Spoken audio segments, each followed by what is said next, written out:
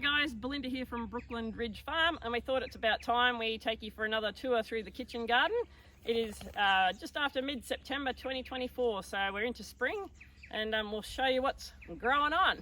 Okay, so we're going to start up this end of our house garden, remembering that this is a full wicking bed design garden right in what's called our Zone 1, which is right at the front steps to our house, so that makes it super convenient and easy to maintain. So in these beds here, we have a crop of bush beans growing here.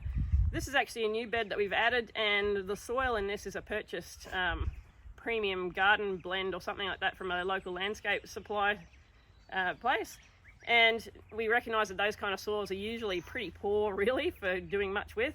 So hence why there's a bean crop in here as its very first crop, so the beans can start to do some good work in the soil there. Whether we get a good crop of beans off or not doesn't really matter, because ultimately this will all just get cut down and mulched into the soil where it is, and then we'll top up with more compost, etc. So this is a bush bean bed in progress. Over the back here there's a bit of a feral mixture of lettuces that are definitely past a use by date, but this is one of my favourite lettuce to have through winter, so definitely waiting and allowing it to go to seed. It just takes ages for it to go to seed. But that's why those are there. We love, oh, that's not, is that? Yeah, that's lettuce seed. I thought it was a weed for a moment, but that one is actually lettuce. The more weedy lettuce seeds in the garden, the better, as far as I'm concerned, because that's those free bonus plants that you get next winter. Here is I think this is a climbing blue lake bean. I planted this in winter. Again, it was this had grown pumpkins previously through summer, this bed, so it was again really just to plant a legume in here to help the soil out a little bit. It got savaged by frost. It took it ages for it to germinate, but to be honest, then it's grown into this amazing plant, and we've had probably a few kilograms of beans off this now. It's starting to come to the end of its usefulness. There's still a few beans floating around in amongst it. A couple in there. So we'll still get probably a little bit more out of it, but again, it'll be another one that'll probably just be cut down and dropped here and then mulched over the top of to help just improve and keep building that soil. Okay, next ones. Let's go here. So this little A-frame, which I think is a bit flimsy for its purpose, but we'll see. In here I actually have gem squash. So these little guys here are gem squash. This is home saved seed from a couple of years ago, to be honest, and it's just been in the fridge. So my plan is to grow the gem squash up on this trellis and just have the little balls of squash hanging through.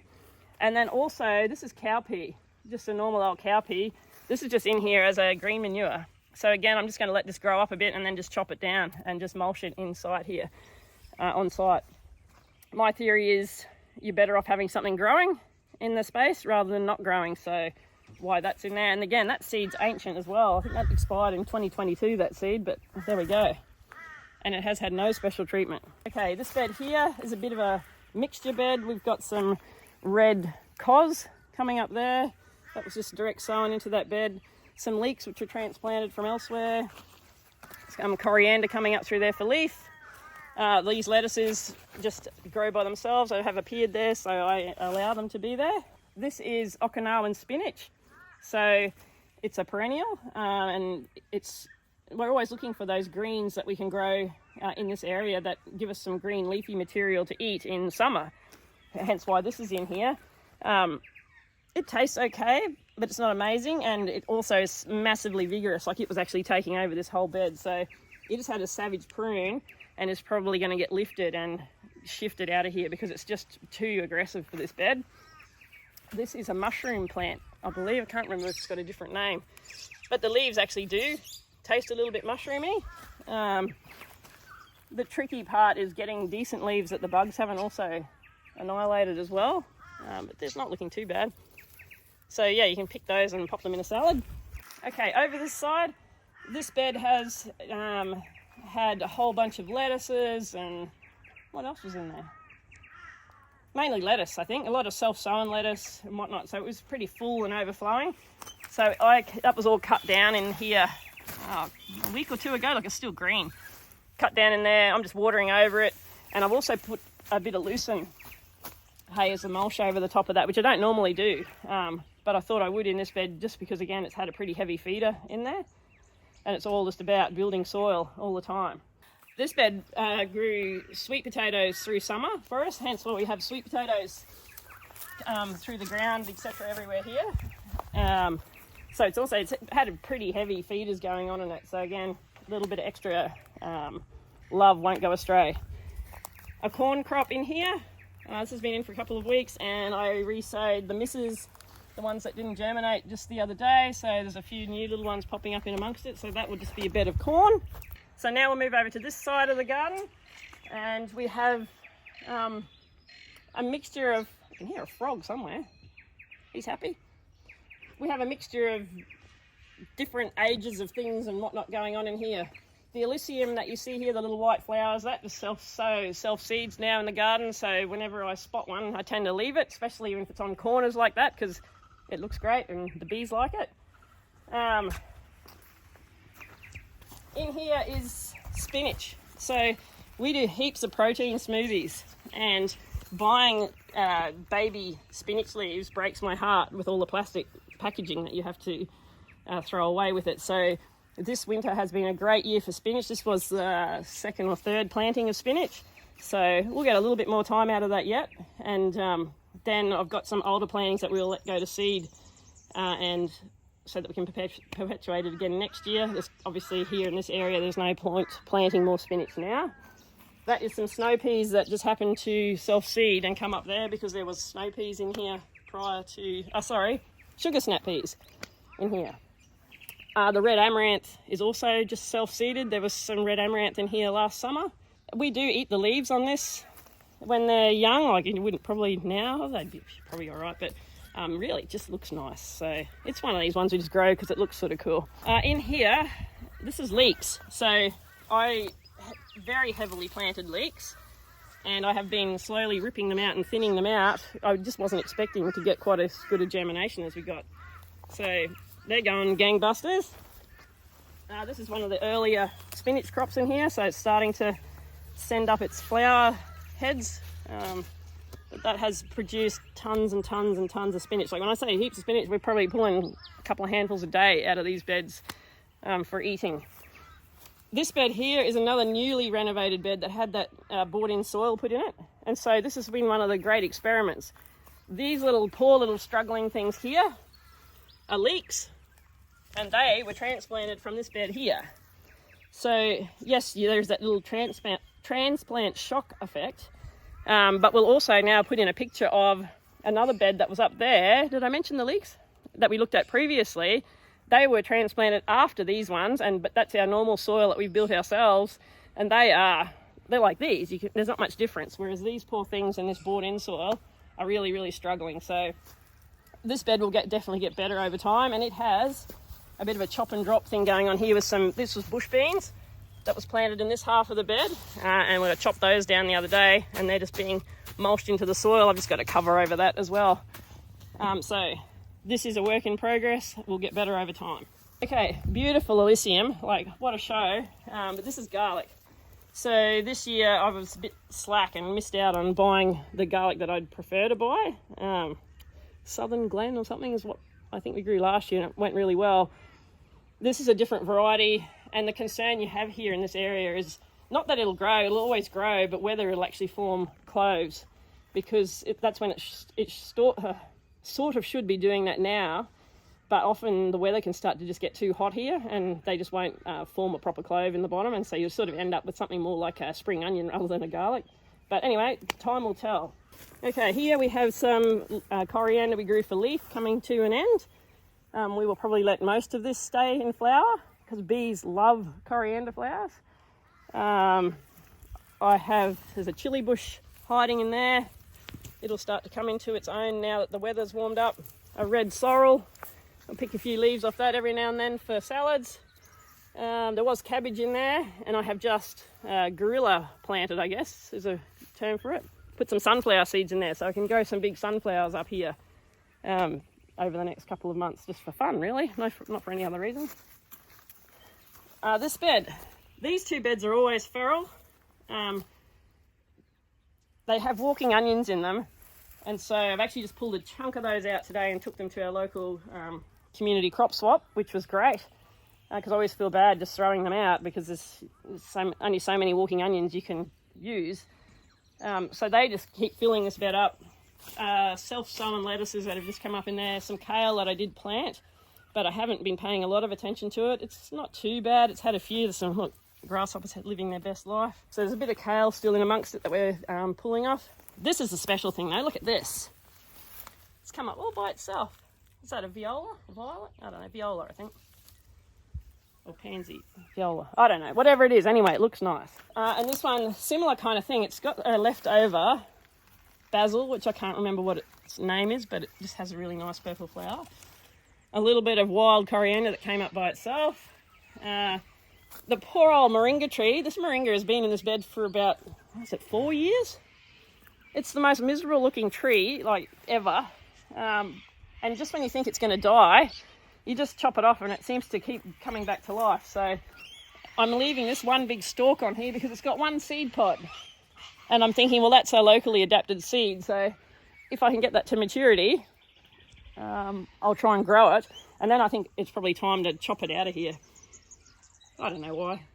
Maybe it'll stay here. I don't know. But we do use it. When you keep it, if you keep them pruned, you can use the growth, the freshly growing shoots for greens in your salads. So, okay, over this side. This has had ginger in it previously. Probably will still have a bit of ginger in it. The salvias, because they're pretty and because the bees like it. Italian leaf parsley. More bush beans. Again, really, I'm not a huge fan of bush beans because they're a bit of a pain in the butt, to be honest, to harvest. But it's something growing in that space. It's going to be doing soil improvement, etc. So they get to stay. There's also a spaghetti squash nestled in over here. So we really like spaghetti squash if we can actually get them to grow successfully. So we'll see what happens. And the nasturtiums that run along the front here, again, they just self-sow and keep coming back, and the bees really enjoy them. And this is the third bed that we rebuilt because we had a problem with this weed going through the soil. So this is all that purchased in landscaping soil, and you can see, look at the leaf colour on this cucumber. I think it's cucumber because it's wild sown, it came up by itself. It's just not super, you know. So this will improve over time. Like next time we get around to doing one of these videos, maybe in a year or hopefully sooner, but if, you know, a bit of time, hopefully everything will be looking much healthier once it's had a bit more time in our care of the actual soil. Got more spinach in it. It's just going to go to seed. That was just transplanted over here from one of the other beds. A tomato that has come up by itself with interesting looking tomatoes. I don't know what they're going to be. But we don't normally grow tomatoes here on purpose because tomatoes here just become food for fruit flies. So to save the heartbreak, we never intentionally grow tomatoes. More garlic. That was planted slightly later than the first lot, so we'll see if, again, it's the same variety, which I can't remember what it is, but we'll put it on the screen. And over here, in this bed, there's a bit of borage, wild borage floating around, and also this through here is mainly mint. I actually planted mint in the wood chips a year or two ago, and it's just beautiful. I use the whippersnipper to keep it sort of down, but when you walk on amongst it, you get that nice smell of mint. So it's one of those things that can be weedy, and I'm like, yeah, go for it. Be as weedy as possible, please, right there. This bed has had a yacon in it. We'll put a couple of pictures on the screen of the harvest. I probably harvested it about 6 weeks ago. Quite a lot of tubers out of it, which I've been slowly using up in smoothies. Just adds a nice little bit of sweetness to it. And the corms, so there is another corm replanted, which hasn't sprouted yet. And my only concern is I actually left the corms, we had heaps of them, out of the ground for a little bit long, so they had started to shrivel. So next time, if I can manage to nurture this along, we probably would just leave the corms in the ground. Like a lot of things, they're often best left where they are. And just some beans. This is a belotti bean, tongue of fire or something or other. Again, we'll try to get a dried bean crop off that, but if it doesn't happen, no biggie. We'll just chop it in sight there and mulch it into the soil. We have some arrowroot over the back there, which still hasn't really bounced back yet from winter. I harvested it pretty hard for mulching on beds, and we also haven't had the rain yet. That spot just relies on natural rainfall. So that's this front area, and now we're going to move to garden B. Actually, I don't know what the garden is, but we have another garden, the original old gardens of this place. Let's go there. Okay, so we're back again. So this is the original veggie garden on this property. Original as in we put it in when we moved here, but I don't know how long we've been here for. It's not 20 years, but anyway, maybe it is. I don't know. Anyway, we've been here for a while, and originally we just put in raised garden beds built out of railway sleepers. So we've been slowly but surely chipping away, trying to get it back into some sort of production. But this area, because it's so we're so reliant on water here, we only have water from dams or from rainwater tanks. If the water isn't available, we can't do anything with these garden beds because it's not a closed system. They're raised beds, they go into the soil, and we're surrounded by lots of very thirsty trees. And so the drier and drier it gets, the more the trees come in here and sap all the moisture out of the soil, and it just makes it very, very difficult and just not water efficient to grow. Hence why we've put a lot of effort into making sure that the wicking beds are on point, because they're so much better for water efficiency. But anyway, let's have a look at what's going on over here. It's looking good at the moment because it's all just been freshly mulched, and that's never a better time to show somebody your garden when it's all just been mulched. So in here is corn. It was planted last weekend, I think, so it is starting to come up. There's a few of them popping through. Just don't, videographer, don't touch that electric fence wire, because that is actually a hot wire around there, because the bandicoots also happen to like this in-ground bed, as does the dogs. Corn, there's also been a mix of turmeric and ginger planted down the centre of this one. And we have the pigeon peas, which have been there for 2 years or a year, I don't know. But some pigeon pea there, which I'm mucking around with as a, fodder crop, sort of chopping it off and just seeing how aggressively it can bounce back to produce more leaf material. So that's what that one is. This bed here has got just wild pigeon peas. They've come up by themselves. Also a wild sown flat leaf parsley. This is going to become sweet potatoes. So we love sweet potatoes here. Well, the adults do. You will like them one day. This is going to become sweet potatoes. This already is sweet potatoes. There has been a yellow. This one, that one's a bit of a crappy one dug out there, but there's been yellow sweet potatoes growing in this spot for years, but we've always had an issue with never enough or consistent enough watering. So I've been embarking on a project doing all these drip lines so that we've got some decent and easy those two things need to happen together, way of getting water on this.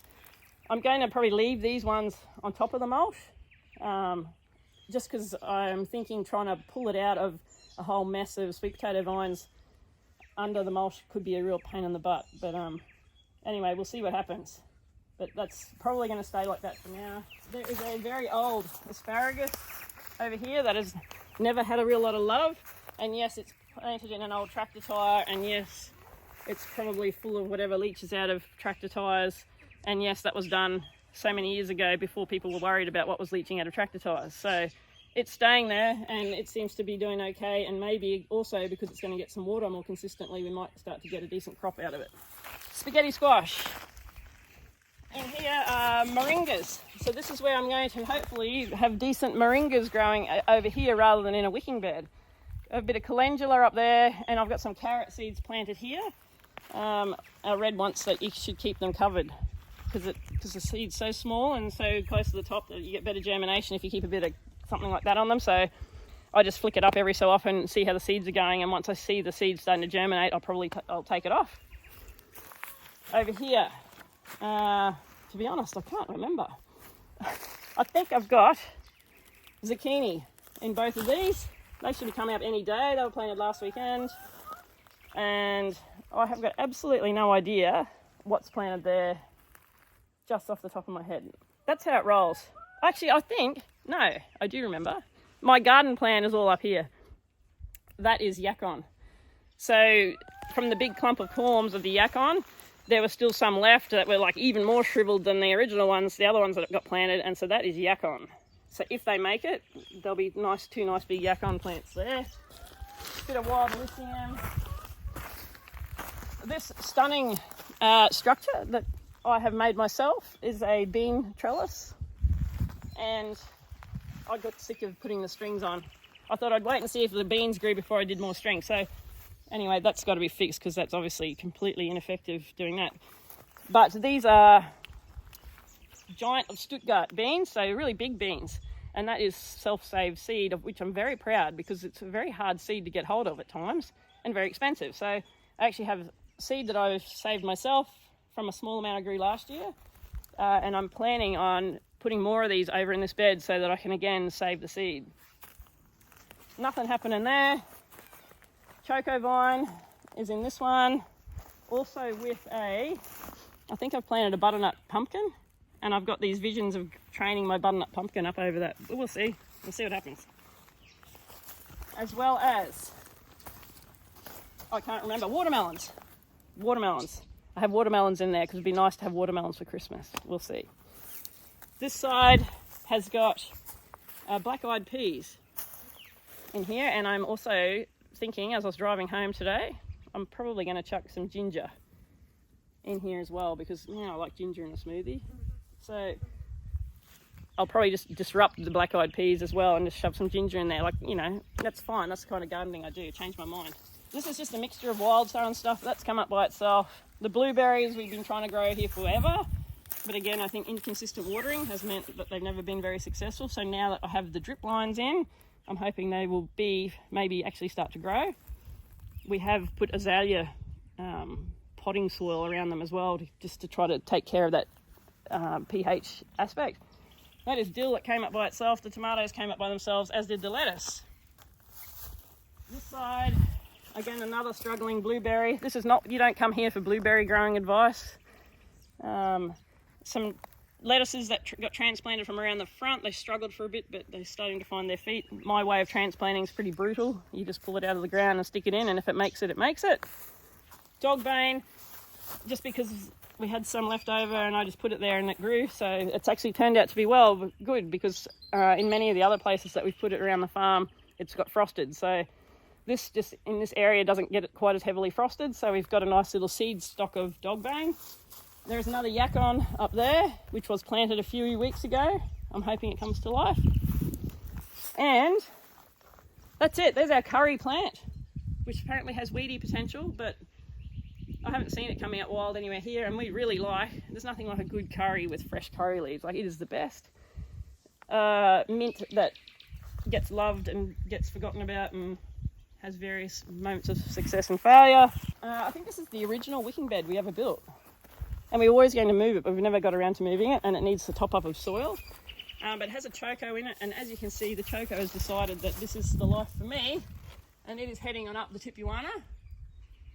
Only stopped by the goats who like to get into the chook pen and they eat the choco from the other side. But it's going well, and it's going to have a fun time because there's kangkong in here as well, and so kangkong will also go ballistic in here as the weather warms up. That's the worm farm. We're not going through that now, and I think, folks, that is pretty well it for September 2024 of what's, I won't say growing on, it's September 2024 update of what's happening in the garden. See yous.